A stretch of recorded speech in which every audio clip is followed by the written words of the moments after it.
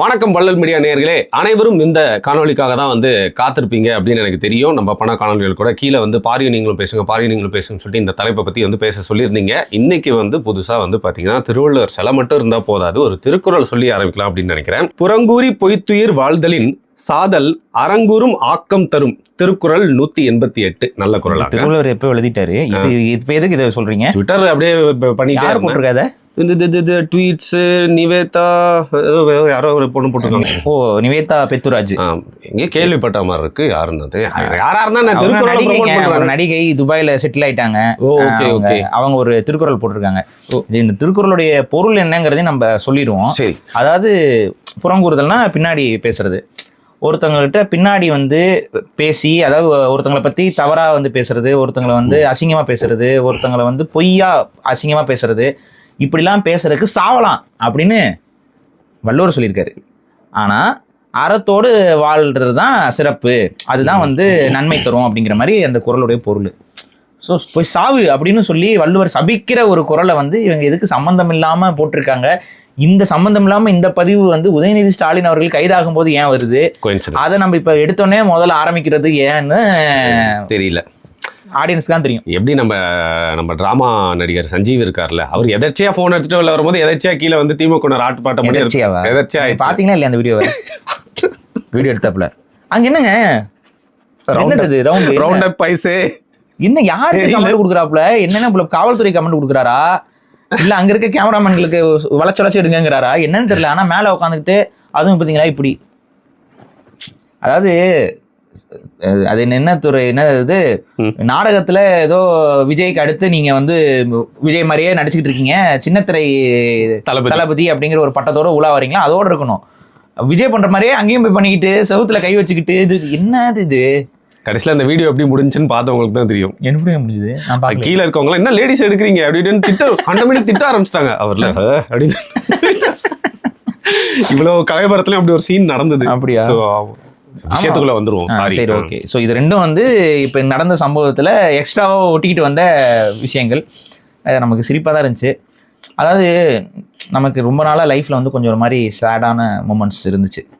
என்னடா அது ஒவ்வொரு நாளும் வேதனைக்குரிய செய்திகளாக கொண்டிருக்கிறது அப்படின்னு சொல்லிட்டு காலையில் எழுந்துச்சு நியூஸை போட்டால் அப்படி ஒரு ஃபுல் சாட்டிஸ்ஃபைடு.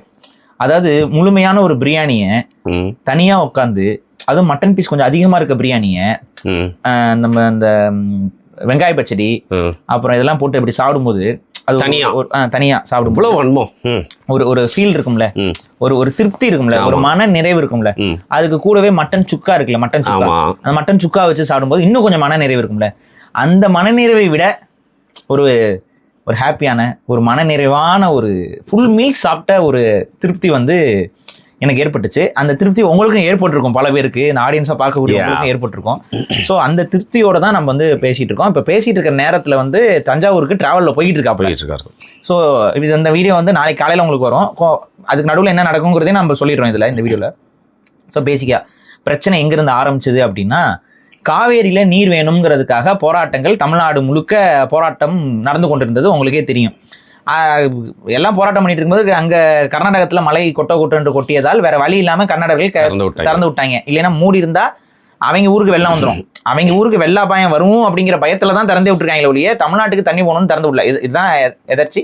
ஸோ நாளைக்கு மழை கம்மியாக பெய்கிற காலகட்டத்திலையும் இதே மாதிரி நடந்துக்குவாங்களான்னா நடந்து கொள்ள மாட்டார்கள். ஸோ தமிழக அரசு, விஜயின் தலைமையில் இருக்கக்கூடிய தமிழக அரசு, டிவிகே அரசாங்கம் இந்த காவேரி நீர் மேலாண்மை பிரச்சனையில் உடனடியாக ஒரு நல்ல தீர்வை கொண்டு வரணும். அதே போல் மேகதாது அணை பிரச்சனையிலையும் ஒரு தீர்வை கொண்டு வரணும். அது கட்ட விடக்கூடாதுங்கிறதுலாம் நம்மளோட கோரிக்கையாக இருக்குது. இது ஒரு பக்கம். இந்த போராட்டங்கள் தொடர்ச்சியாக நடந்துகிட்டு இருந்துச்சுல்ல, அதில் ஒரு கூட்டத்தில் உதயநிதி ஸ்டாலின் அவர்கள் பேசிக்கிறார். உதயநிதி ஸ்டாலினா யாரு? உதயநிதி ஸ்டாலினா கருணாநிதி அவர்களோட பேரன்.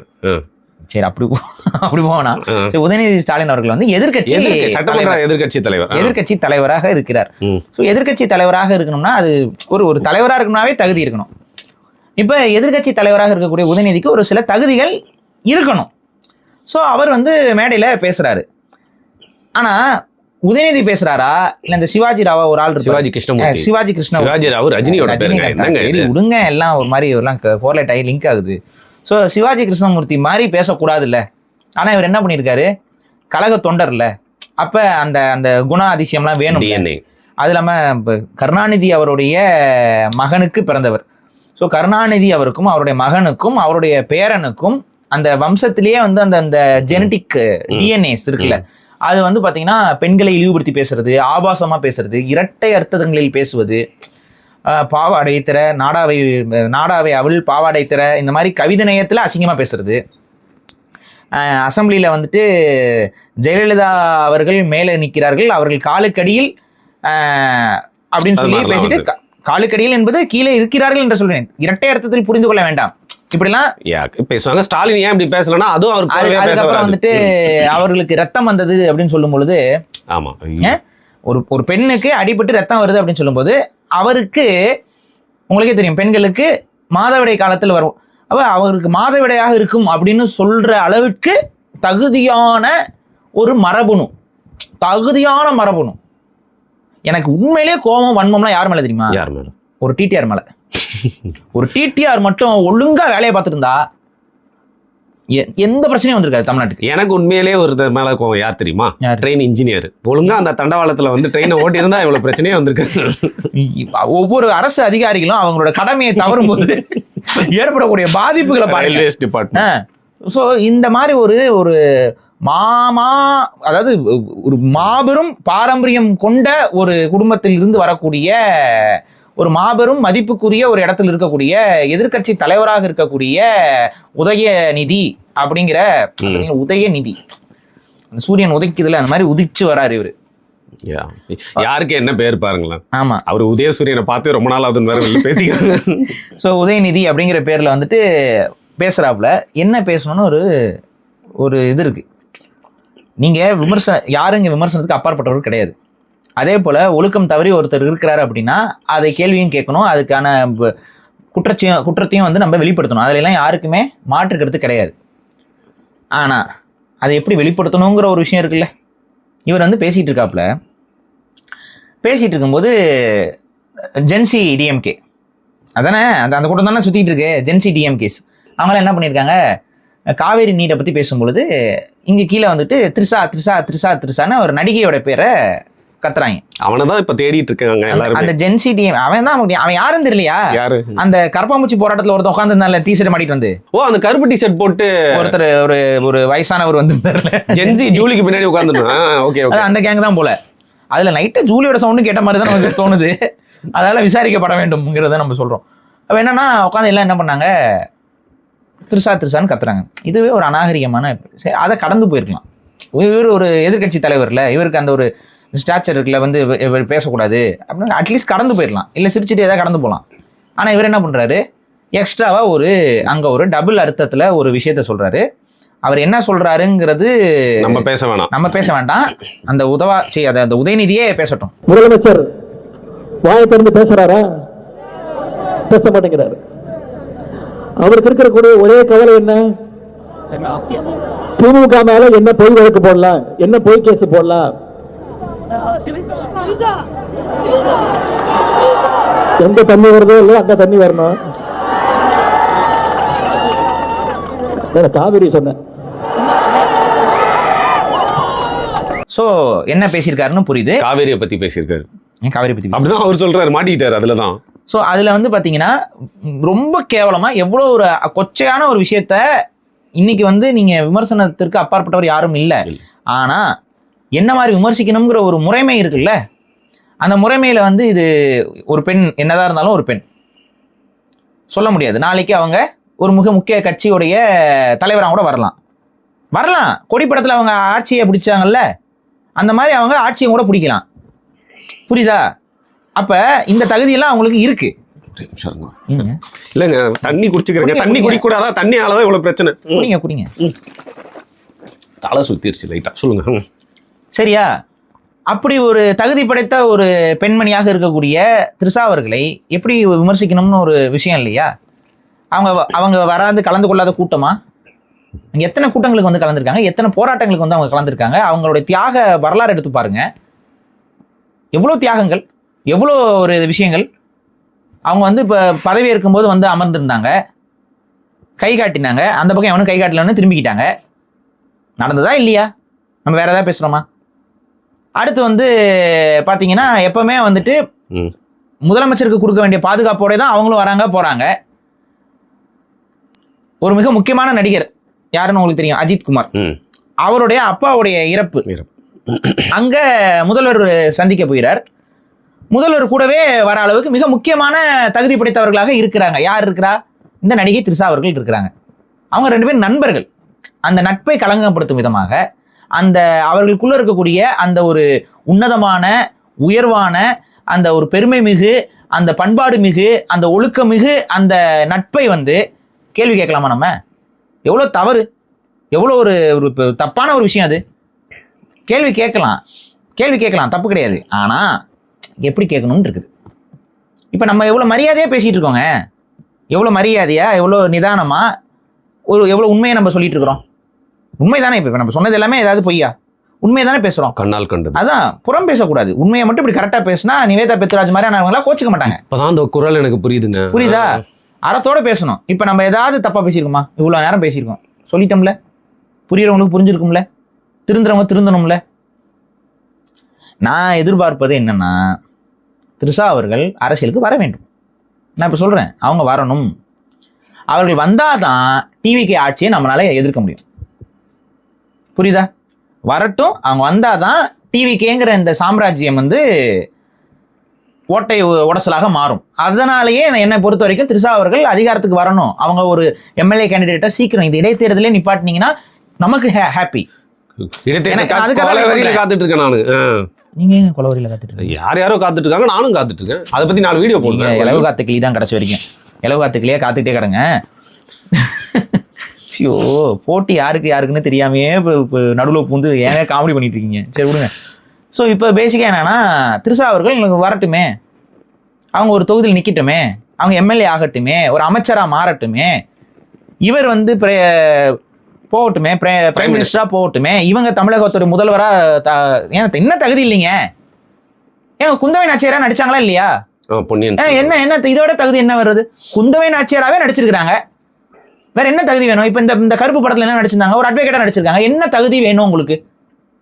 என்ன பெருசா? என்ன நீங்களா ரொம்ப தகுதியான மனிதர்களா? நீங்க தமிழ்நாட்டில் இருக்க தமிழர்கள்லாம் ரொம்ப தகுதியான சரியான ஆட்சி உங்களுக்கு என்ன அப்படி தகுதி இருக்கு உங்களுக்கு? எனக்கும் கோட் ஷூட் போட்ட பிஎம் பார்க்கணும்னு ஆசையா தான் இருக்கு. ஆமா, நல்லா பண்றாருங்க. இப்ப பாத்தீங்களா, எனக்கே வந்து அப்படியே ஒன்றும் லைட்டா புல்லரிச்சிருச்சு. பாலத்து மேல பாத்தீங்களா? பாலத்துக்கு மேல எப்படி இந்த மேனரிசம் எந்த சிஎம்க்கு இருக்கும் சொல்லுங்க? எந்த சிஎம்க்கு இருக்கும்? சூப்பர். பார்த்த ஒரு பெருமையா இருக்குங்க நமக்கு.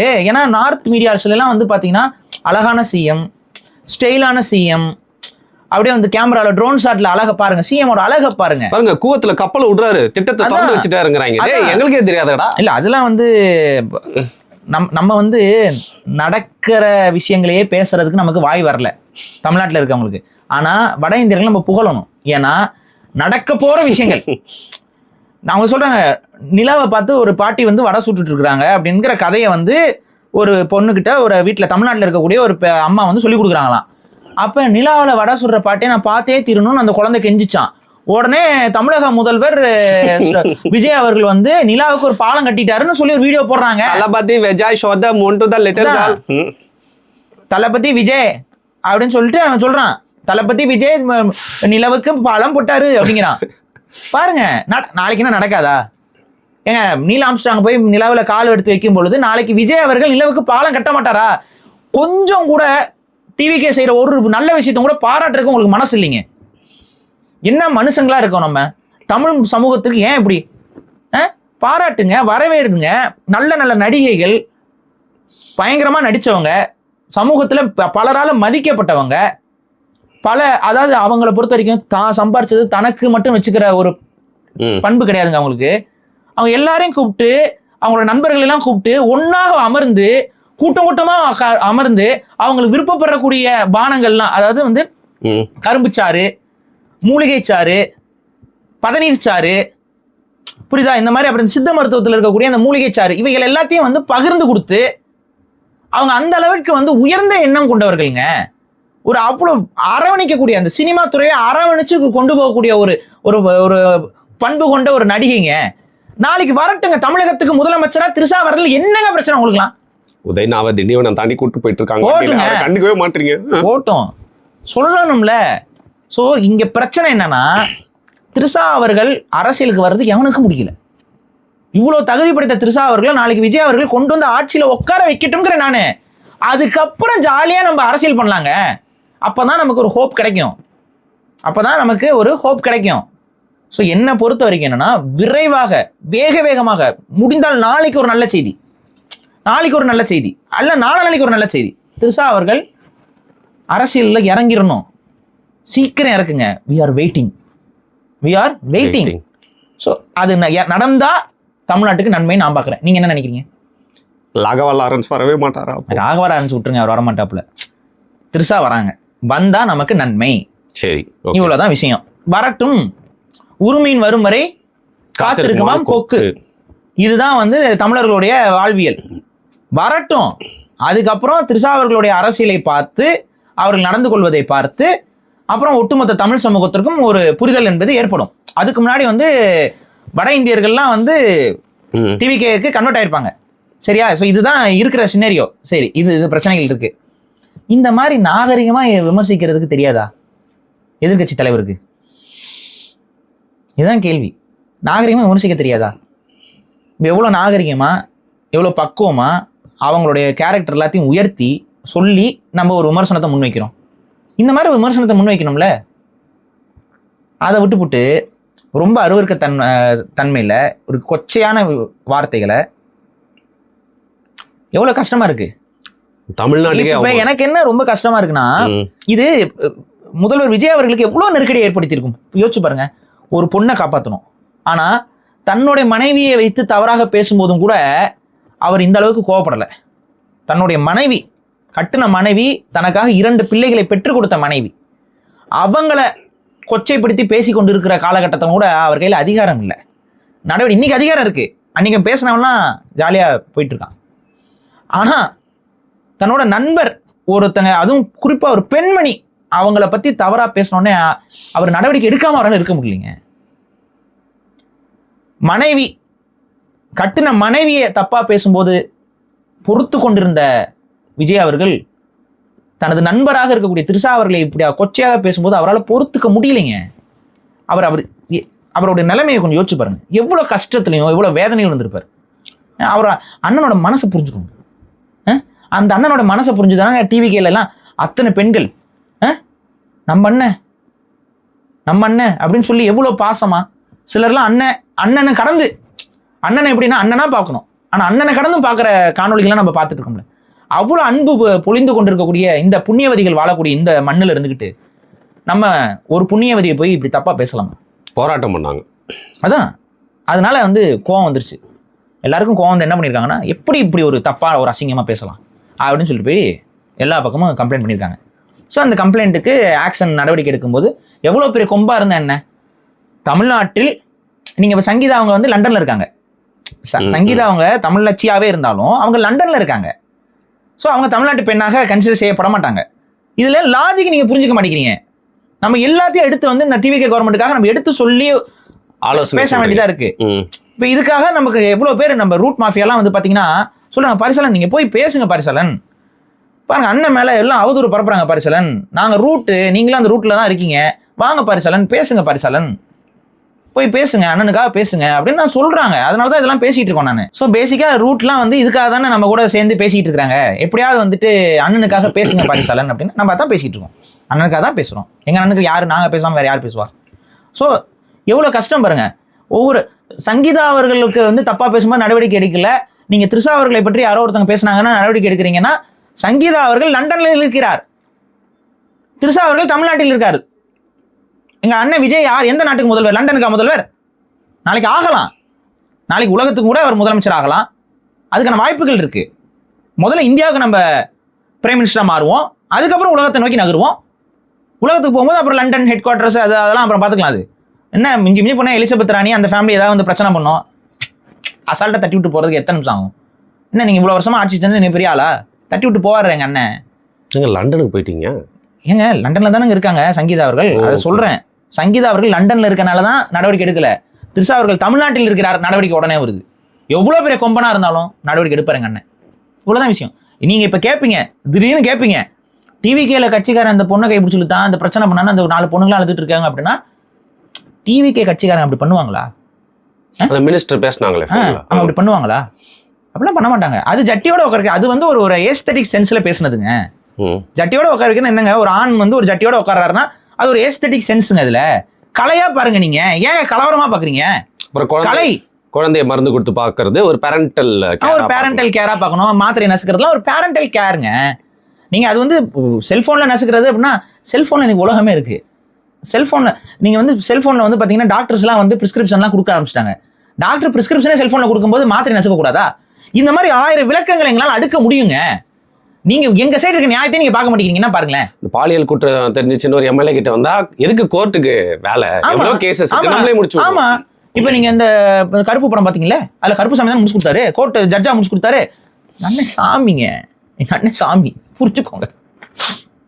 ஐயோ, என்ன இது இவ்வளவு எமோஷனலா போயிட்டு? அது எமோஷனல் ஆகுதுங்க. எனக்கு என்னால தாங்கிக்க முடியலைங்க. ஏன்னா நமக்கு பின்னாடி ரூட் இருக்குல்ல, இந்த பாதை இருக்குல்ல, அந்த பாதையில தானே வந்துட்டு இருக்கோம் நம்ம. ஸோ அதனால தாங்க முடியலைங்க எனக்கு. ஆனா அந்த ரூட் எங்க இருக்குன்னு ரொம்ப நாளா தேடிட்டு இருக்கேன். கிடைக்க நீங்க போயிட்டீங்கன்னா வாழ்க்கை செட்டிலுங்க. உங்களுக்கு தெரியல எங்க அந்த ரூட் எங்க இருக்குன்னு. அது அங்கெல்லாம் இருக்காது. நம்ம சரியா பேசணும்னா எவனாவது ஒருத்தன் முள்ள மாதிரி பையன் முடிச்சு வைக்க பையன் திமுக கிட்ட பொட்டி வாங்குற பையெல்லாம் என்ன பேசுவானா, ஒரு ரூட்டுக்கு வேலை போயிட்டாங்கம்பாங்க. அதாவது திமுக கிட்ட பொட்டி வாங்கி பழக்கப்பட்டவனுங்களுக்கு நம்ம ரூட்டுக்கு வேலை போகணும்னு சொல்றது. இந்த வீடியோ கட் பண்ணி எடுத்து போடுங்கடா எச்ச பசங்களா சொல்லிட்டு இப்போ நம்ம இங்கே வரோம். ஸோ இப்போ நம்ம பேசிய விஷயங்களே தெரியும் நம்ம எவ்வளோ நடுநிலையாக ஒரு விஷயத்தை அனலைஸ் பண்ணுவோம் அப்படின்ட்டு. ஸோ இந்த விதத்தில் உதயநிதி ஸ்டாலின் அவர்கள் கைது செய்யப்பட்டது எனக்கு மகிழ்ச்சியே, அதில் எனக்கு மாற்று கருத்து இல்லை. ஆனால் அந்த மகிழ்ச்சிங்கிறது எனக்கு உதயநிதி ஸ்டாலின் அவருடைய குடும்பத்துடைய ஒட்டுமொத்த செயல்பாடுகளையும் வைத்து பார்க்கும் பொழுது எத்தனை அப்பாவிகளை வந்து இந்த மாதிரி கைது பண்ணீங்க. இப்போ கூட கர்நாடகா இஷ்யூவில் வந்துட்டு சிலம்பரசன்கிறவரை கைது பண்ணி இன்னைக்கு வரைக்கும் குண்டாசு, அந்த குண்டாசை போட்டது யாரு? திமுக அரசு. அந்த குண்டாசை கண்டினியூ பண்றது யாரு? டிவிகே அரசு. இதெல்லாம் நாங்க பார்த்துட்டு தான் இருக்கிறோம். டிவிகே சப்போர்ட் பண்ணார் வேற அவரு. அதுதான் அவரு. அது நான் தான் சொல்றேன் இல்லைங்க, நியாயம் வந்துட்டா நாங்க நியாயத்தின் பக்கம் தாங்க நிற்போம். சரியா? டிவிக்குன்னா அது அப்படிதான். நீ சப்போர்ட் பண்ணல, இது பண்ணல, எங்களுக்கு பொறுத்த வரைக்கும் நியாயம்னு வந்துட்டா நாங்க அப்படிதான் நிற்போம். சரியா? So okay. அப்ப எவ்வளோ கொடுமைகளையும் அவ்வளோ கேவலங்களையும் எத்தனை பேர் போட்டு வதச்சு. ஒரு சிலர்லாம் ஒரு காலத்தில் ஒரு அரசியல் கட்சி தலைவர் இருந்தாப்புல, அவர் வீட்டுக்கெல்லாம் போய் பிரச்சனை பண்ணி அவங்க மனைவி எல்லாத்தையும் கேவலப்படுத்துற அளவுக்கு காவல்துறையெல்லாம் அனுப்பி விட்டு அங்கே போயிட்டு அங்கே இருக்க அங்கே வெளியில் ஒருத்தர் காவலுக்கு இருந்தார் அவங்க வீட்டில். அவர் ஒரு முன்னாள் இராணுவ வீரர். அவர்கிட்ட இருக்க துப்பாக்கி வச்சு கேஸெல்லாம் போட்டு பிரச்சனை பண்ணி, ஆனால் அதுக்கப்புறம் வந்து அவங்களுக்குள்ள நட்பு ஏற்பட்டுருச்சு, மாண்பு காட்ட ஆரம்பிச்சிட்டாங்க, மாண்பா மாறிட்டாங்க எல்லாம். அதனாலதான் அவர் வீட்டில் நடந்த மாதிரியே இன்னைக்கு ஒரு மினியேச்சர் மேட்டர் இங்கே நடந்திருக்கு. பட் இது வந்து என்னன்னா, நமக்கு இந்த திமுக மேல நமக்கு வன்மம் அப்படின்னு நிறைய பேர் சொல்றாங்க. நான் அதை அப்படி சொல்ல மாட்டேன். நான் எனக்கு திமுக மேல வன்மமெல்லாம் கிடையாது, கொடூர வன்மம் இருக்கு. வன்மமெல்லாம் கிடையாது, கொடூர வன்மம் இருக்கு. ஏன்னா என்னோட இனத்தை கொன்ன கூட்டம், அந்த இனத்தை கொன்ன கூட்டத்தோட போய் மாண்பு காட்டுறவங்களுக்கு வேணா அது இதாக இருக்கும். நமக்கெல்லாம் அந்த இதெல்லாம் இல்லை. இனத்தை கொல்லும் பொழுது உட்கார்ந்து கூட இருந்து சிரித்து கொண்டிருந்த கூட்டத்திற்கு மாண்பும் காட்ட தேவையில்லை, மயிரும் காட்ட தேவையில்லை என்பதுதான் என்னுடைய தரம். சரியா? ஸோ அந்த இடத்துல நம்ம எந்த காம்ப்ரமைஸும் பண்ண மாட்டோம். அரசியல் அதெல்லாம் பார்க்க முடியாது இல்லைங்க. அரசியல்ல பார்க்கணுங்க. இதெல்லாம் மானங்கெட்டு வாழ்றதுக்கு தான் இதெல்லாம் பார்க்கக்கூடாது. மானங்கெட்டு வாழ்றவங்க இதெல்லாம் பார்க்க மாட்டாங்க அரசியல்ல. பட் இந்த நியாயத்தெல்லாம் நம்ம பார்த்தா ஆல் ரோட்ஸ் லீட் டு ரோமாபுரின்னு வைகோ சொல்லியிருக்காரு. அதனால தான் எல்லா ரூட்லையுமே போறாரு. சரி, ஓகே. ஸோ இங்கே என்ன நடந்துச்சுன்னா, உதயநிதியை வந்து கைது பண்ணுறதுக்கு காவல்துறை வீட்டுக்கு வந்து விட்டார்கள். இப்படி பேசியது தப்பு தான், அதில் மாற்றுக்கிறதே கிடையாது. எனக்கு கைது செய்யணுமானா ஆமாம் செய்யணும், எனக்கு அதில் மாற்றுக்கிறது கிடையாது. வராங்க, வந்து கைது செய்ய வரும்பொழுது உலகத்திலேயே இது வரைக்கும் யாருமே இப்படி ஒரு ரீசன்லாம் சொல்லியிருக்க மாட்டாங்க. என்ன ரீசன்? இல்லை என்ன சொல்லுங்க, எனக்கு தெரியும். நீங்கள் இப்போ நம்ம வீடியோ எடுத்துட்டு இருக்கோம், திடீர்னு உங்களுக்கு வந்து வயிறு கலக்குது, நீங்கள் என்ன பண்ணுவீங்க? ஒரே நிமிஷம் ஸ்டாப் பண்ணுப்பா, நீங்க தனியா பேசாதீங்க, நான் வந்துறேன்னு சொல்லிட்டு போயிட்டு வந்துருவேன். ஒரு மனிதாபிமானியா நான் என்ன பண்ணுவேன், உங்களை பாத்ரூம் போயிட்டாங்க. நம்ம ஸ்கூல்ல எல்லாம் பாத்துருக்கீங்க, ஞாபகம் இருக்கா? மிஸ் நமக்கு வந்து அங்க கிளாஸ்ல கொஸ்டின் நமக்கு ஏதாவது கேட்டுருவாங்களோ அப்படிங்கிற பயமும் அச்சமும் நமக்கு வரும்போது நம்ம என்ன பண்ணுவோம்? மேடம் எனக்கு வயிறு சரியில்லை மேடம்னு சொல்லுவோமா? அப்ப யாராவது வயிறு சரியில்லைனாலும் உட்காரான்னு சொல்லுவாங்களா? சொல்லவே மாட்டாங்க. ஸோ சிறு வயதுல இருந்து உதயநிதி இந்த ஸ்ட்ராட்டஜியை உள்வாங்கியிருக்காரு. மூத்திரம் வருது, வயிறு வலிக்குது, ஆய் வருதுன்னு சொன்னா எவ்வளோ பெரிய டீச்சராக இருந்தாலும் அவங்களே நம்மளை அலோவ் பண்ணுவாங்க பாத்ரூமுக்கு. போலீஸ்கிட்டே அதே சொல்லுவோம். கலாய்க்கல, சொல்லியிருக்காரு. ஆமாம் பார்த்தேன். ஏங்க உண்மையிலேயே அவர் அங்கதான் இருந்திருப்பாருன்னு எனக்கு தோணுதுங்க. அங்கதாங்க இருக்க முடியும். முடிக்க வேண்டிய முதல் கடன் காலை கடன். ஆமாங்க, காலை கடனை அங்கதான் முடிக்க முடியும். அங்கதான் பேர்லயே நிதி வச்சுட்டு அந்த கடனை முடிக்கலன்னா எப்படி? ஆமா, அங்கதான் இருக்க முடியும், அங்கதான் போகவும் முடியும், எல்லாமே அங்கதான் போக முடியும். நீங்க மட்டும் எங்க போவீங்க? எல்லாரும் அங்க அங்க ஆக்சுவலா போறதுதான் சுகாதாரமானது. அதனால தான் எல்லார் வீட்டுக்கும் கழிப்பிடம் வேண்டும் என்று நம்ம கேட்டுட்டு இருக்கிறோம். சரியா? எல்லா மனிதர்களுக்கும் கழிப்பிட வசதிகள் இருக்கணும். அவங்க வீட்டுல கொஞ்சம் பெரிய பாத்ரூமாவே இருக்கும். ஸோ அந்த பெரிய பாத்ரூம்ல அவர் போயிட்டு ஒரு மணி நேரம் ஆச்சா, கொஞ்சம் டைம் ஆச்சு. ஆக்சுவலா வந்து அப்படி இருக்கக்கூடாது. ஹெல்த் வைஸ் டாக்டர்ஸ் கிட்ட நீங்க கேட்டீங்கன்னா காலை கடன் வந்து ஒரு 15 நிமிடத்திற்குள்ள முடிச்சுக்கணும் அப்படிங்கிறது தான் ஒரு ஹெல்த் அட்வைஸ். நம்ம இப்போ நான் ஒரு டாக்டரா மாறேன்னு நினைக்கிறேன். இது வந்து உண்மையாவே ஒரு அட்வைஸ். இது வந்து ஒரு ஹெல்த் அட்வைஸ். ஏன்னா 1 மணி நேரம் ஆகி போகிறதுங்கிறது வந்து மலச்சிக்கல் கோளாறு இருக்கிறதுக்கு வாய்ப்பு இருக்குது. உண்மையாகவே வந்து இந்த மலச்சிக்கல் கோளாறு இருக்கிறதுக்கு வாய்ப்பு இருக்குது. அது சித்த மருத்துவ வைத்தியசாலையில் வந்து போகலாம். இல்லைன்னா வந்துட்டு டைகோஃப்ளெக்ஸ் அப்படின்னு சொல்லக்கூடிய ஒரு மாத்திரை இருக்குது. அந்த மாத்திரையும் நம்ம எடுத்துக்கலாம். வீடியோடே தெரியல, என்ன தலைப்புனே தெரியாம நான் உட்காந்துட்டு இருக்கேன். பாட்டு இல்லைங்க, ஹெல்த் வீடியோ மாதிரி போயிட்டு இருக்கு. இல்லை, எல்லாத்தையும் ஒரு இன்கார்பரேட் பண்ணி சொல்லணுங்க. அப்படியா? நம்ம நான் கேட்குறேன், எந்த டாபிக் எடுத்தாலும் 40 நிமிஷம் பேசுறீங்கன்னு சொல்றாங்கல்ல. நம்ம எல்லாத்தையும் இன்கார்பரேட் பண்றோம். இப்போ நம்ம வீடியோ பார்த்தா நான் தான் சொன்னேன்ல ஃபர்ஸ்ட், சரி இப்போ இந்த விஷயத்தை பேசும்போது பிரியாணி பத்தி பேசினா கொஞ்சம் நாராசமாங்க. ஸோ அதை வந்து பேச வேணாம். பட் ஃபுல்லா மீல் சாப்பிட்ட ஒரு ஃபீலை வந்து நம்ம வீடியோல கொடுத்துருணும்ல. அது இல்லாமல் என்னைக்கு இதெல்லாம் நடக்கும்? எவ்வளோ நாள் நம்ம தவம் இருக்கிறது? லிட்டரலி நான்லாம் தவம் இருந்திருக்கேன். ஸோ பேசிக்காக இதெல்லாம் நடக்கும்போது கொஞ்சம் ஒரு நமக்கு அது கொஞ்சம் எக்ஸ்பிரஸ் பண்ணிக்கிட்டு கொஞ்சம் ஜாலியாக ஒரு மகிழ்ச்சியோட சிரிப்போட நம்ம ஒரு மக்களுக்கும் அதை நம்ம உணர்வை கடத்திட்டு போகலாம். Coming to டைக்ளோஃப்ளெக்ஸ். ஸோ என்னன்னா அது வந்து என்னன்னா நம்ம ஒரு எதிர்க்கட்சி தலைவராக இருக்கக்கூடியவர், அவர் ஒரு ஆரோக்கியமாக இருந்தால்தான் அந்த ஆரோக்கியமான அரசியல் சூழல் அமையுங்கிறனால அவரோட ஆரோக்கியமும் நமக்கு ரொம்ப முக்கியம். ஸோ அதையும் சேர்த்து சொல்றோம் நம்ம. இல்லைங்க, முக்கியமான நபர்கள் அப்புறம் லீகல் ஆட்கள்லாம் வர்றது வரைக்கும் ஒரு டைம் யாரும் வர முடியாது. அதுக்காக அப்படி சொல்லியிருக்காங்க போலங்க. அதுக்காக பாத்ரூம் போன மாதிரி ஒரு என்ன நீங்க என்ன சொல்ல வரீங்கன்னா, உதயநிதி பயப்படுற ஆளு, அவருக்கு அக்கூசில போய் கதவை சாத்திட்ட ஆளு அப்படிலாம் இல்லையா? அப்புறம் இல்லங்க, வக்கீல் வந்தா தானங்க போக முடியும். வக்கீல் காலையில கலக்க முடியலையா? அவரு முடிச்சுட்டு வரதுக்கு லேட் ஆயிருச்சு. எல்லாருமே காலையில அந்த வக்கீலா அவருக்கு கோட் சூட் மாட்டிட்டு அதான் கோட் அயன் கோட் இல்லாம தான் வந்தாரு. கோட் இல்லாம கோட்டுக்கு போவாரா? சரி, ஓகே. இது ஆக்சுவலா இது கோர்ட்டுக்கே போகுமான்னு தெரியல. ஸோ அதான் விஷயம். இப்போ சரி, ஓகே. அப்போ வந்து இதில் வந்து என்னன்னா, நம்ம உதயநிதி அவர்களுடைய மனைவி அவங்களும் வந்துட்டு அந்த ரீசன்லாம் வந்து எக்ஸ்பிளைன் பண்ணிட்டு, ஒரு மனிதாபிமானம் வேண்டாமா, மிஸ் எல்லாம் விட்டாங்களே, நீங்கள் விட மாட்டீங்களா அப்படின்னா, மேடம் நாங்கள் விடுறோம் மேடம், அவர் தான் அங்கே விடாமல் என்னமோ ரொம்ப நேரம் பண்ணிட்டு இருக்காரு, அவர் சீக்கிரம் முடிச்சுட்டு வர சொல்லுங்க, நாங்கள் அது எவ்வளோ 10 நிமிஷம் நாங்கள் கொடுத்துருக்குறோம், 10 நிமிஷத்தில் எல்லாரும் போயிட முடியும், மனிதர்களால் போயிட முடியும், இது எவ்வளோ சாப்பிட்டாலும் போயிட முடியும், நீங்கள் என்ன இவ்வளோ நேரம் பண்ணுறீங்க அப்படிங்கிற நாள் சுகாதாரத்துறை அமைச்சர் மாசுவும். அப்புறம் அதான் நீங்கள் இப்போ புரியுதா மாசு அவர் உள்ளே வர்றதுக்கான காரணம், அவர் சுகாதாரத்தை பற்றி பேசுகிறாருங்க. எங்க நல்லா கழுவிட்டு வரணுங்க, நல்லா போயிட்டு வரணுங்க. அது 2வது 8 மணி நேரம் ட்ராவலுங்க. அப்போ நம்ம அரைங்குறையமாக போயிட்டு வந்தோம்னா அது வந்து ட்ராவலில் வந்து இன்கன்வீனியன்ஸாக இருக்குங்க. 2வது வந்து நாங்கள் டிஃபெண்டரில் போயிட்டு வந்தவங்கங்க. நீங்கள் என்னங்க வெளியில் நிப்பாட்டிருக்கிறது? வண்டி என்ன வண்டி? Tempo travel. Tempo travel. நீங்கள் ஒரு பென்ஸில் ஏதாவது ஒரு மாடலில் வந்து கொஞ்சம் ஒரு இப்போ போலீஸ், நாங்களாம் பார்த்தீங்கன்னா துபாயில் நாங்கள் வீடெல்லாம் வாங்கி கொடுத்துருக்கோம். நிறைய பேருக்கு நாங்கள் துபாயில் வீடு வாங்கி கொடுத்துருக்கோம். நன்றி கெட்டவனுங்க. துபாயில் வீடெல்லாம் வாங்கிட்டு எங்களை பற்றி தப்பாக பேசுகிற கூட்டம்லாம் இருக்குது. ஸோ நாங்கள் அந்த அளவுக்குலாம் துபாயில் வீடெல்லாம் வாங்கி கொடுத்தவங்களே எங்களுக்கு எதிராக பேசிட்டு இருக்காங்க. பட் துபாயில் வந்து பார்த்தீங்கன்னா போலீஸ்காரெலாம் வந்து பார்த்தீங்கன்னா பெரிய பெரிய காரில் வருவாங்க. அவங்க கைது பண்ணுற வெஹிக்கிள்ஸ்லாம் ரொம்ப நல்லா இருக்கும். தமிழ்நாட்டில் அப்படி இல்லையே. என்ன ஓட்ட வண்டியை கொண்டு வரீங்க? இந்த ஓட்ட வண்டியை எப்படி தஞ்சாவூர் வரைக்கும் எப்படி நாங்களாம் வர முடியும்? ஸோ பேசிக்காக என்னென்னா, அந்த வண்டியில் எப்படி வர முடியும் அப்படின்னு சொல்லிட்டு இருக்கிற அந்த சீன் தான் இருக்குது. அப்புறம் வேறு வழி இல்லை சார், உங்களுடைய இதுக்கு இந்த வண்டி தான் சார் சொல்லியிருக்கிறாங்க, நல்ல வண்டி தான் சார், ஏர்லாம் செக் பண்ணிட்டோம், வாங்க போயிட்டு வரலாம் அப்படின்னு சொல்லி கூப்பிட்டுருக்காங்க. அப்புறம் சரி வழி இல்லை. அதுவரையும் வந்து வைத்து பிடித்து கொண்டே இருந்து அமர்ந்திருந்த உதயநிதி ஸ்டாலின் அவர்கள், இதுக்கு மேலே நம்ம வைத்த பிடிச்சிட்டு இருந்தா எல்லாரும் நம்மளை என்ன நினைப்பாங்க அப்படின்னு சொல்லிட்டு என்னவோ ஏதோ அப்படின்னு சொல்லிட்டு வந்துட்டார். அங்கிள் நானும் வரேன் அப்படி சொல்லி சேகர் பாபு வண்டியில. ஆமா, சேகர் பாபு ஏத்திக்கிட்டாங்களா? அவரு மாசு சார், சேகர் பாபு எல்லாருமே அவங்க எல்லாம் ஏறிட்டாங்க. எல்லாம் ஒன்னா ஏறிக்கிட்டு இப்போ வந்துட்டு அவங்க வந்து ஒரு ஜெயில் விளாக் அப்படிங்கிற ஒரு இது பண்றாங்க. உங்களுக்கு போட்டியாவே எல்லாரும் வராங்க. ஏன் நான் எங்க ஜெயில் விளாக் பண்ண போறேன்? நானு அது வேற ஒரு எல்லாத்துக்கும் விளாக் பண்றீங்கல்ல, அது மாதிரி அவங்க வந்து பாத்தீங்கன்னா ஜெயில் டிராவல் விளாக் அப்படிங்கிற மாதிரி ஒரு விளாக் வந்து பண்ணிட்டு இருக்காங்க. அவங்க மட்டும் பண்றதுல இந்த பாலிமரு அப்புறம் இந்த ஊடகங்கள் எல்லாரும் போயிட்டு எங்கெங்கெல்லாம் இந்த டீ கடைகள் நிப்பாட்ட இடத்துல எல்லாம் போயிட்டு மைக்கு கூடவே வராங்கங்க. ஆக்சுவலா போலீஸ் என்ன இவங்க கூட்டு போற மாதிரி முன்னாடி ஃபுல்லா கட்சி வண்டி, பின்னாடி ஃபுல்லா கட்சி வண்டி, அப்படியே ஊர்வலம் மாதிரி போயிட்டு. என்னதான் பாதுகாப்பு வேணும்ல, காவல்துறை நம்ப முடியாதுல்ல, ஏன்னா அவங்க அவதிப்பட்டவங்க. ஸ்டாலின் அவர் கதை தெரியும் உங்களுக்கு? என்ன கதை? காவல்துறை போட்டு அவரை அடிச்சு, ஆமா ஆமா, மிசா காலத்துல, அதான் மிசா காலத்துல போட்டு கொடுமைப்படுத்தி அவரை பாதுகாக்க போய் ஒரு திமுக தொண்டர் வந்து உயிர் திறந்து, அப்புறம் அவங்களெல்லாம் இவங்க மறந்து, இந்த மாதிரி பல வரலாறு இருக்குல்ல. இப்போ அதனால காவல்துறை ஒருத்தர் கைது பண்ணுது அப்படின்னா அந்த நம்பிக்கை எப்படி உங்களுக்கு இருக்கும்?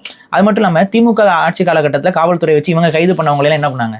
கொடுமைப்படுத்துறாங்க, அடிச்சாங்க, உதைச்சாங்க, கையை உடைச்சாங்க, பல்ல புடுங்கினாங்க. இந்த மாதிரிலாம் நிறைய விஷயங்கள், போனை திருடினாங்க, ஃபோனில் இருக்க மெசேஜ் எல்லாத்தையும் லீக் பண்ணாங்க. இந்த மாதிரிலாம் 1000 விஷயம் இருக்குல்ல. இப்போ நம்ம அதே மாதிரி ஃபோன் எடுத்து அவங்களோட மெசேஜை லீக் பண்ணுறது, இவங்க இன்ஸ்டால யாரா இருக்கலாம் லைக் பண்ணியிருக்காங்கலாம் பார்த்தோம்னா அதெல்லாம் ரொம்ப தப்பாக போய் அப்படி ஒரு யூடியூபர் பண்ண சொல்லி ஏற்றி விடுறாருங்க. யாரு முதல்ல அவங்க ஃபோனை எடுங்க ஐயா அப்படிங்கிறாரு ஒரு யூடியூபர். சரி, ஓகே. அவர் வந்து எல்லாம் பேசிட்டு இது பண்ணுறாங்கல்ல, அது பேசிக்காக அரெஸ்ட் ஆனாவே இந்த மாதிரி இதெல்லாம் வந்து ஃபோன்லாம் செக் பண்ணுவாங்க. இது வந்து லீகல்னு இல்லை, பட் அந்த வேலையை பண்ணுறாங்க காவல்துறை. ஸோ உதயநிதி அவரோட ஃபோனையும் எடுத்து பண்ணுறதுக்கு வாய்ப்பு இருக்குது, சொல்ல முடியாது. மேபி இவர் ஒரு எதிர்க்கட்சி தலைவர் அப்படிங்கிறனால பண்ணாமல் இருக்கலாம்.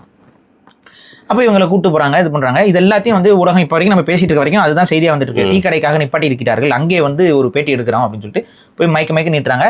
அங்கே பார்த்தீங்களா எங்கள் தலைவர் எப்படி காட்டினார் பார்த்தீங்களா? எங்க சும்மா இல்லைங்க, டிஎன்ஏங்க. அந்த டிஎன்ஏக்குன்னு ஒரு வேல்யூ இருக்குங்க. அந்த டிஎன்ஏக்கு நாங்கள் காலம் ஃபுல்லாக காலில் விழுந்து கிடப்போங்க அப்படின்னா என்ன பண்ணாரு? எங்க நீங்கள் இன்பநிதிக்கு ஒரு பையன் பிறந்தா கூட அவருக்கு சேவம் பண்ணி அவரை முதலமைச்சராக்கி பார்க்கறதாங்க திமுகன்னு பேசினாங்களா இல்லையா? அந்த டிஎன்ஏ பவர் என்ன சொல்றாரு பாருங்க. மயக்க போய் நீட்டினா நான் அவ்வாறு பேசவே இல்லைனார். ஒட்டுமொத்த டிவிலையும் லைவ் வந்த ஒரு விஷயம், ஆனா அப்படி தட்டி விட்டார் பார்த்தீங்களா, நான் பேசவே இல்லைன்னு. இதுதாங்க கருணாநிதி ரத்தம் சும்மாவா? உதயனா உறுதிப்படுத்தினாரா? கருணாநிதியோட பேரண்டா அப்படி அந்த கெத்தோட சொல்றாரு பாருங்க. அப்படியே என்ன பிளேட்டே இல்ல, பிளேட்டை திருப்பி போறதை பத்தி பேசிட்டு இருக்க, பிளேட்டே இல்லப்பா நான் வாழையில சாப்பிட்டேன் அப்படின்னு சொல்லி ஒரு மீல்ஸை போட்டாரா இல்லையாங்க? காமெடியா இருக்கு அப்படின்ட்டாரு. ஆமா, இது நான் பேசாத ஒரு விஷயத்துக்கு கைது பண்றதெல்லாம் வந்து அப்படிங்கிறாரு. ஸோ பேசிக்கா இவ்வளவுதான். நீங்க போய் என்ன சொல்லுவீங்க? அவங்க அதுக்கு விளக்கமும் கொடுப்பாங்க. நாங்கள் தண்ணி பாய்ச்சிதுன்ற அவங்க வீட்டுக்கு தண்ணி நாங்கள் திறந்து விட்டா டேப் வாட்டரை பத்தி பேசிட்டு இருக்கோம், நீங்க இதுக்கு கோவப்படுறீங்க? அவங்க கீழ இருந்து ஒருத்தர் வேற ஒரு பேர் சொல்றாரு, இவரு வேற சொல்றாரு, அவர் டேப் வாட்டரை திறந்து விடுறத பத்தி பேசுறாரு. ஸோ பேசிக்கா இந்த கேஸ் நிக்குமானா நிக்காது. அதுல எங்களுக்கும் தெரியும். ஆனா இந்த கேஸுக்காக கைது நடவடிக்கை பண்ணாங்க பாத்தீங்களா, அது ஒரு ஹாப்பி இல்லைங்க. எனக்கு இன்னும் கேட்டா ஒரு சைடு வந்து உங்களுக்கு அந்த கைது பண்ணி கூட்டு போற அதை பார்த்து நீங்க மேபி ஹாப்பியா ஃபீல் பண்ணிருக்கலாம். பட் பை லாவே இப்போ இந்த மாதிரி விஷயத்துக்குலாம் வந்து டைரக்டா கைது பண்ணக்கூடாது, வழக்கு தான் போடணும்னு சொல்றாங்க. ஸோ அதை நீங்க பை லா தானே. இந்த லாவை கடைபிடித்த ஒரு அரசியல்வாதி பேர் சொல்லுங்க. இல்ல, யாருமே இல்லை, இன்க்ளூடிங் இப்போ வரைக்கும். ஆமா, இந்த லாவை கடைபிடிக்கிறதுக்கு ஒரு அரசியல்வாதியும் கிடையாது. ஆனா இதுதான் சட்டம். நான் சொல்றேன், இப்போ இந்த சட்டம் இருக்குல்ல, அதாவது உதயநிதி இப்படி தப்பா பேசிட்டாரு, இதுவே ஆக்சுவலா ஒரு ஃப்ளாவான ஒரு சட்டம். ஏன்னா பாதிக்கப்பட்டவங்க தாங்க கம்ப்ளைண்ட் ரைஸ் பண்ணணும். இப்ப திரிஷா அவர்கள் பாதிக்கப்பட்டிருக்காங்க, விஜய் அவர்கள் பாதிக்கப்பட்டிருக்காங்க. இவங்க 2 பேரும் தான் அந்த இடத்துல கம்ப்ளைண்ட் பண்றதுக்கு, இல்லைன்னா திரிஷாவோட பிளட் ரிலேட்டிவ்ஸ் யாராவது இவங்க வந்து கம்ப்ளைண்ட் பண்ணலாம். எங்க வீட்டு பிள்ளையே இப்படி தப்பா பேசிட்டாங்க, எங்க வீட்டு பையனை இப்படி தப்பா பேசிட்டாங்க அப்படிங்கிறது. இப்போ ஃபார் எக்ஸாம்பிள், இப்போ உங்களை வந்து அடிச்சுட்டாங்க யாரோ, இப்ப நான் போயிட்டு வருண் அடிச்சுட்டாங்கன்னு போலீஸ்ல கம்ப்ளைண்ட் பண்றேன், செல்லாது. போலீஸ் என்ன சொல்லுவாங்க? யாருங்க வருண் வர சொல்லுங்க, அவர் தாங்க கம்ப்ளைண்ட் கொடுக்கணும்னு சொல்லுவாங்கல்ல. இப்ப இது அடிக்கடிக்கு இது கரெக்டா பொருந்துதா? இதான லாஜிக்கு. ஏன்னா அடிப்பட்ட நீங்க தான் வந்து அதை சொல்லணும். உங்களை அடிச்சுட்டாங்கன்னு நானா சொல்றது எடுத்துக்க மாட்டாங்க காவல்துறை. இப்ப திரிஷாவை பற்றி தவறாக உதயநிதி பேசிவிட்டார் அப்படின்னா திரிஷா அவங்க போய் சொன்னாதான் ஏத்துக்கணும். ஆக்சுவலா இதான சட்டமா இருக்கணும். ஆனா இப்படி ஒரு சட்டம் இல்லை. இதனால என்ன ஆகுதுன்னா, டிஃபமேஷன் கேஸை யாரு வேணாலும் எங்க இருந்துட்டு வேணாலும் எந்த மூலையில இருந்துட்டு வேணாலும் இந்தியாவில் போடலாம். ஆனா இதை போடுறதெல்லாம் யாருன்னு பாத்தீங்கன்னா அரசியல்வாதிகள் தான். இது ஒரு ஓட்டைங்க, இந்திய சட்டத்தில் இருக்கக்கூடிய ஒரு பெரிய ஓட்டை. டிஃபமேஷன் கேஸ்னா உண்மையாவே டிஃபேம் ஆனவங்க யாரோ அவங்க தரப்புல இருந்து வாங்க யாராவது. இப்ப திரிஷா அவர்களை பற்றி திரிஷா அவர் தரப்புல இருந்து யாராவது வந்து கேஸ் கொடுத்துருக்காங்களா? அதை கேட்டாங்க உதயநிதியோட வீட்டுல, யாரு கம்ப்ளைண்ட் கொடுத்துருக்காங்க சொல்லுங்க அப்படின்னு. யாருமே, அது யாரோ ஒருத்தன் குப்பனோ சுப்பனோ எவனோ ஒருத்தன் கொடுப்பான். ஆனா எவனோ ஒருத்தன் கொடுக்குற கம்ப்ளைண்ட்டுக்கு இப்ப உதயநிதி அலையணும். கரெக்டா? இந்த மாதிரியான முறைமை வந்து அரசியல் பழிவாங்கிறதுக்காகவே இருக்கிற சட்டங்கள். இது ஆனா திமுக பயன்படுத்திக்கிட்டு இருந்துச்சு ஒரு காலத்துல. இன்னைக்கு திமுகவே இது ஆப்படிக்குது. ஸோ இப்போ எதுக்கு இதை நான் சொல்றேன்னா, நாளை இது உங்களையும் பாதிக்கும், நாளை இது என்னையும் பாதிக்கும். என்னெல்லாம் ஆல்ரெடி பாதிச்சுட்டு தான் இருக்கு. கட்டபொம்மனை பற்றி தப்பாவின்னு கட்டபொம்மன் உறவுக்காரங்களை வந்து சொன்னாங்க, எவனோ ஒருத்தன் கேஸ் கொடுக்குறான், நம்ம அலைஞ்சிட்டு இருக்கிறோம். கரெக்டா? இதுதான் டிஃபமேஷன்னா பாதிக்கப்பட்டவங்களும் பாதிக்கப்பட்ட தரப்புல இருந்து தான் கம்ப்ளைண்ட் வரணுங்கிற சட்ட திருத்தமே தேவைங்க. அப்படி சட்ட திருத்தம் இல்லாத வரைக்கும் இது அரசியல் பழிவாங்கலுக்கு இந்த மாதிரி சட்டங்கள் போடும். இப்போ இந்த கேஸுக்கு வந்து உதயநிதியை அரெஸ்ட் பண்ணிடுவாங்களான்னா பண்ண மாட்டாங்க, பண்ண முடியாது. ஏன்னா இவர் இங்கேருந்து தஞ்சாவூருக்கு இழுத்துட்டு போகணுங்கிறது தான் பிளானு. தஞ்சாவூரில் அதனால தான் கேஸை கொடுத்துருக்காங்க. தஞ்சாவூரில் கேஸை கொடுத்தா சென்னையில் அவர் இருப்பார், சென்னையிலேருந்து தஞ்சாவூர் வரைக்கும் இவரை ஊர்வலமாக கொண்டு போகலாம். அது ஃபுல்லாக ஒரு நாள் ஃபுல்லாக செய்தி. இது வந்து விஜய் அவர்களுக்கு ஒரு பெரிய ரைஸு, ஒரு பெரிய ஒரு பூஸ்ட் அவருக்கு. அப்படி பார்க்கல பாரி, நான் இது வந்து உதயநிதிக்கு தான் பெரிய பூஸ்டாக பார்க்குறேன் நான். இது நீங்க வந்து மக்கள் பார்வையிலேருந்து சொல்றீங்க, நான் வந்து டிவிகே பார்வையிலேருந்து பேசிட்டு இருக்கேன். ஓகே, அது வெறும் டிவிகே ஃபேன்ஸ்க்கு மட்டும். டிவிகே பார்வையில இது அவங்களுக்கு பூஸ்ட். ஆனா இது வேற ஒரு பிரச்சனையை கொண்டு வரும் டிவிகேக்கு. அதெல்லாம் அவங்களுக்கு இப்ப சொன்னாலும் புரியாது. என்ன, நாளைக்கு உங்க கட்சியில இருந்து எவனோ ஒருத்தன் தப்பா பேசுவானே, அப்ப நீங்க நடவடிக்கை எடுக்காம பொத்திக்கிட்டு உட்காந்துருப்பீங்களே, அப்ப மக்கள் என்ன நினைப்பாங்க உங்களை? அதாவது இது பொதுமக்களை சொல்றீங்க, அது டிவிகே ஃபேன்ஸை பத்தி சொல்றீங்க. பொதுமக்கள் என்ன நினைப்பாங்க? அப்போ சட்டம்னா எல்லாருக்கும் சமமாக இருக்கணும். சமமான சட்டத்தை வழங்க வேண்டிய இடத்துல தான் முதலமைச்சர் இருக்கணும். இப்போ உதயநிதி பேசியதை யாரும் இங்கே நியாயப்படுத்துறது இல்லை. உதயநிதி பேசியது அருவருக்கத்தக்க பேச்சு, அதற்கு அவர் மீது நடவடிக்கை எடுப்பது நான் வரவேற்றுக் கொள்கிறேன். ஆனால் அதை விட அருவருக்கத்தக்க பேச்சுகளை டிவிகே தொண்டர்கள் பல இடங்களில் பேசிக்கொண்டு தான் இருக்கிறார்கள். அதை யார் நடவடிக்கை எடுக்க போறா? அதை யார் சரி செய்ய போறா?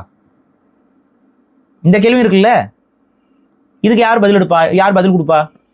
அப்போ இங்கே என்ன ஆகுதுன்னா, ஒட்டுமொத்த டிவிகே ஈகோ சிஸ்டம் வந்து தன்னுடைய அதிகார பலத்தை இப்போ ஃப்ளெக்ஸ் பண்ண ஆரம்பிக்கிறீங்க. இது ஆபத்து. அரசியலில் அதிகார பலத்தை ஃப்ளெக்ஸ் பண்ண ஒவ்வொரு அரசியல்வாதியும் வீழ்ந்ததாக தான் சரித்திரம்.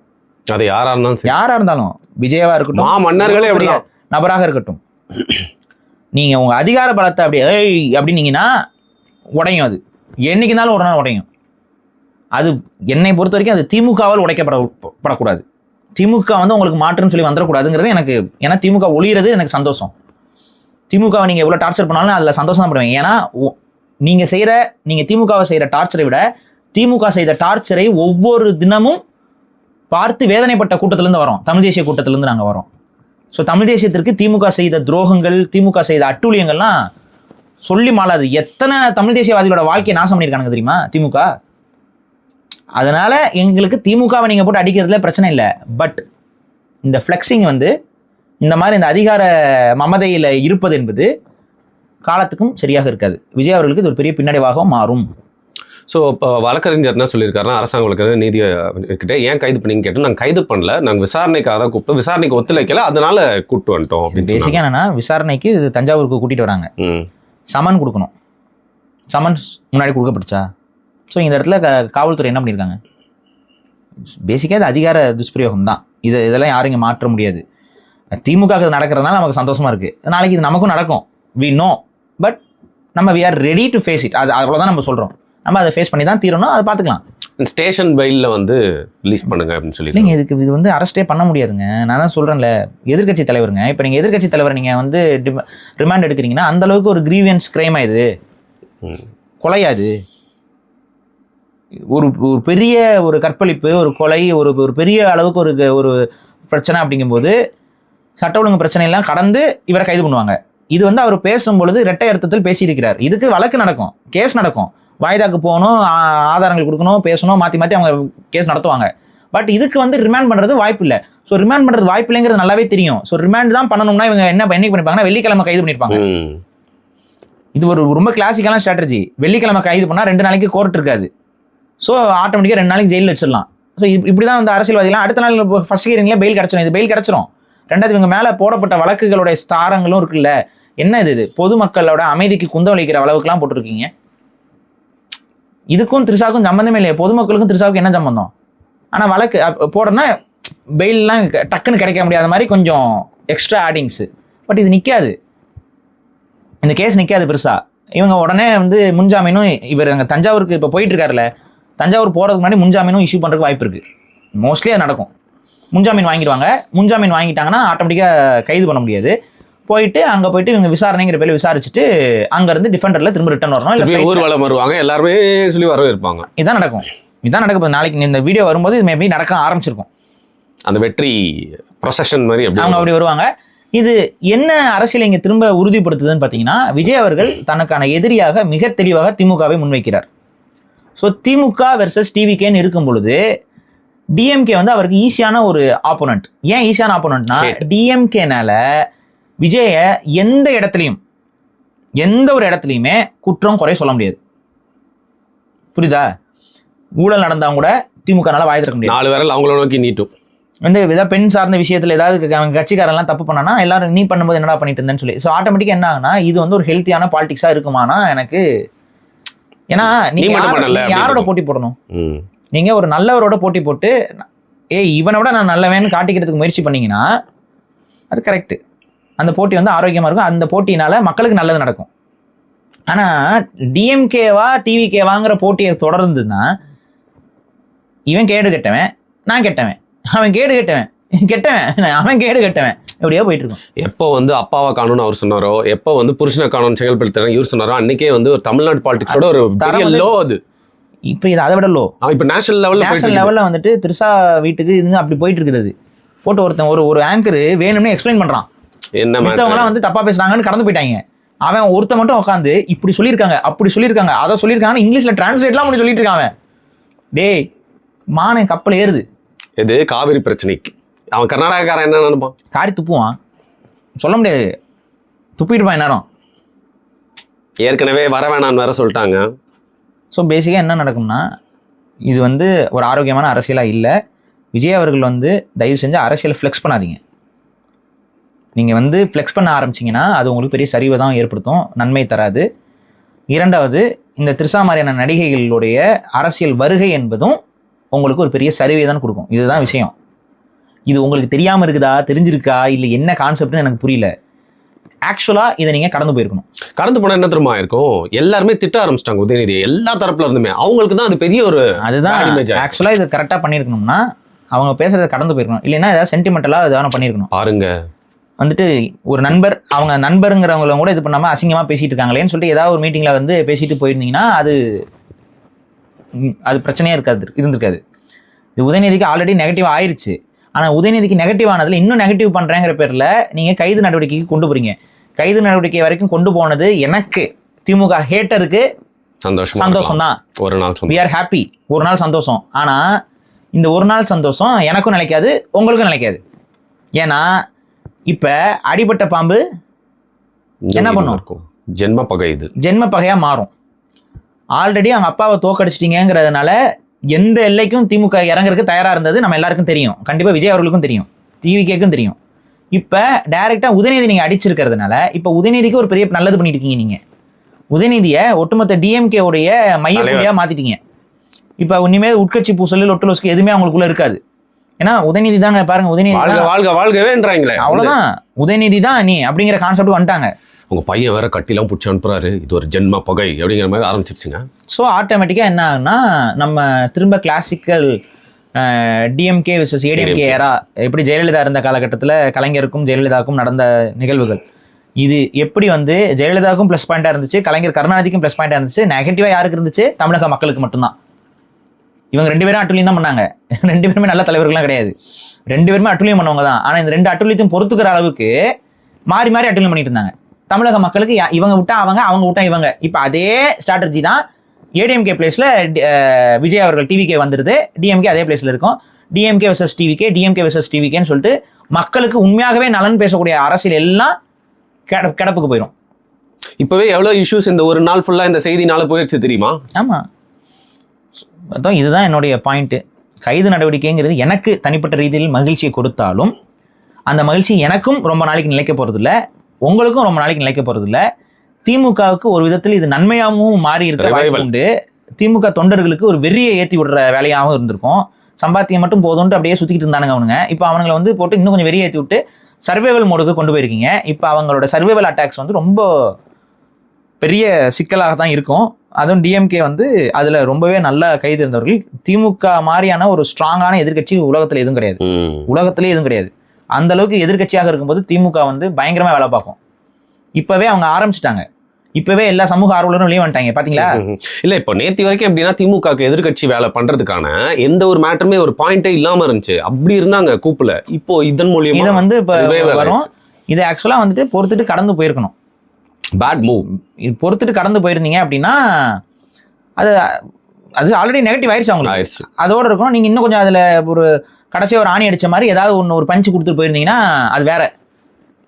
பட் இது வந்து தெரிந்தோ தெரியாமலோ நீங்கள் பண்ணது வந்து உதயநிதிக்கும் ஒரு ப்ளஸ்ஸாக மாறுது. பட் எனக்கு தெரிஞ்சு அதுக்கு தெரியாமல் இருக்க வாய்ப்பில்லை. அவரோட ஸ்ட்ராட்டஜி அதுதான். ஸ்ட்ராட்டஜி என்னன்னா, எப்படி ஏடிஎம்கே வர்சஸ் டிஎம்கே இருந்ததோ அந்த இடத்துல டிவிகே வர்சஸ் டிஎம்கே இருந்துச்சுன்னா நிரந்தரமாக நம்மளை குறை சொல்கிறதுக்கு யாருமே இருக்க மாட்டாங்க. இப்போ டிஎம்கேக்கு வேற கூட்டணிக்கு ஆள் இல்லைங்கிறனால அவங்க எங்கெங்கெல்லாம் கூட்டணி வைக்க முடியும்னு ஒரு முயற்சி போய்கிட்டு இருக்குது. அந்த கருமாந்திரம்லாம் நடக்கும்போது நமக்கு இன்னும் பெரிய அதிர்ச்சி காத்து கிடக்கும். சட்டமன்றத்தில் வேற கூட்டத்தோட ஆரம்பிக்க என்ன டிராமா நடக்க போகுதுன்னு தெரியல. இந்த இஷ்யூனால உள்ள வரும்போது அவங்க என்ன சொல்லுவாங்க, இவங்க என்ன சொல்லுவாங்க. இது அதை பாருங்க, இது ஒரு ஆரோக்கியமான அரசியலாக இருக்க போகிறது இல்லை. இது ஆரோக்கியமான அரசியலாக இருக்க போகிறது இல்லை. ஸோ ஆட்டோமேட்டிக்காக இப்போ என்ன ஆகுதுன்னா, கரூர் இன்சிடென்ட்டுக்கு விஜயை நம்ம கைது பண்ணாமல் விட்டது எவ்வளோ பெரிய மிஸ்டேக் அப்படிங்கிற மாதிரி இப்போ டிஎம்கே சைடில் ஃபுல்லாக ஸ்ட்ராங்காக பேச ஆரம்பிச்சிட்டு இருக்காங்க. இது எப்படி பார்த்தாலும் இது பொலிட்டிக்கல் ஃப்ளெக்ஸிங்.